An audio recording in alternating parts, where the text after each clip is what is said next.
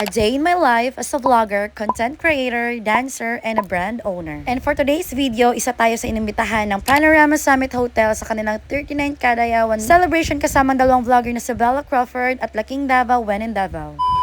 Hi mga kasana all, at dahil mag-guesting tayo dito sa Panorama Hotel, so naka-check-in tayo ng executive suite room plus connecting room kasama ang team Wear Me. But during that time, kami lang muna ni Bunsong naiwan kasi nag-school na si Macy at tinatid sila ni Bobby. But a day before the celebration, nakapag-enjoy ng bongga si Macy sa pool nila. Ako naman dito sa executive room nila. Medyo natagalan ako sa pagligo kasi talagang nagmo-moment pa ako kapag may hot and cold shower. Tada! Fresh look lang ang atake ni Madam Sana All niya. Buti na lang talaga may hair dryer dito nang sa ganun mapadali ang pag-ayos ng buhok ko. 2 PM nga pala nag-start ang event at hindi namin namalaya na late na pala kami ng 30 minutes. Hindi kasi namin masyadong rinig sa 5th floor. But when we arrived, saktong-sakto lang kasi kakastart pa lang din naman. May pag-grand entrance pa kaming nalalaman sa may elevator. I also included here what Kadayawan Festival means. Mindanao, Mindanao, Mindanao.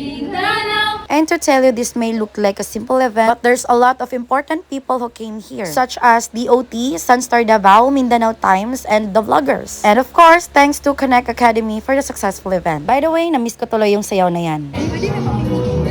And yes, I was shocked because that person on my right side is really familiar to me, kaya in-approach ko siya. Sabi ko, you really look familiar to me. Sabi niya, oo, sa Marco Polo, magkasama tayo dati. At ayun, naputol yung chikahan kasi ngayon nga hinila ko dito sa gitna. So may choice pa ba tayo? Hala, sige, Kembot. Ay, Pak, sino ka dyan? Kaninong anak yan? Sino ba namang hindi mapapasayaw? Sabi ka ako, bibigyan ng 1 kyaw. O, diba? Tas nakipagchismisan lang dito with the may-ari and Laking Davao when in Davao. I'm sure familiar kayo sa kanya dito sa Davao City. Ganun. So, ayun, balik chismis kami ni Charles dito. Naalala ko na yung name niya. And senior sales marketing na pala siya dito. 3 years na. Syempre, for the picture-picture. Buti na lang din talaga at nakahilis ako for today's video. At ayan, calling all the attentions of the vloggers to be in front for picture taking. At feeling ko mas babae pa sa akin si Bella dito. Huy. Jaman, sukol. Charis, I just didn't expect that I will be seeing other vloggers here. Actually, I just knew it a night before the event. And by the way, Panorama will be giving Kadayawan promo for the whole month of August. Room rates for 2,800 plus. And this one, their afternoon delight tea. If I could still remember, the rate is less than 300 pesos. Ayan, inamoy ko pa. Girl, anong ginagawa mo? Basta if you are planning to stay and avail Kadayawan promo here, you can reach them directly to their page to get the exact details. And for you to know the other promos that I haven't mentioned. At since puno na yung mga tables sa lahat, we were sent here and visited one of the staff. Kinamusta kami. They asked if we still need something. Very accommodating sila dito. I really love it. And now we were enjoying the food. Others are not really familiar to me, so I asked pa. O eto, bumalik pa nga kami ni Bunso para balikan yung mga hindi pa namin nasubukan. And I'm really curious what is sikwate.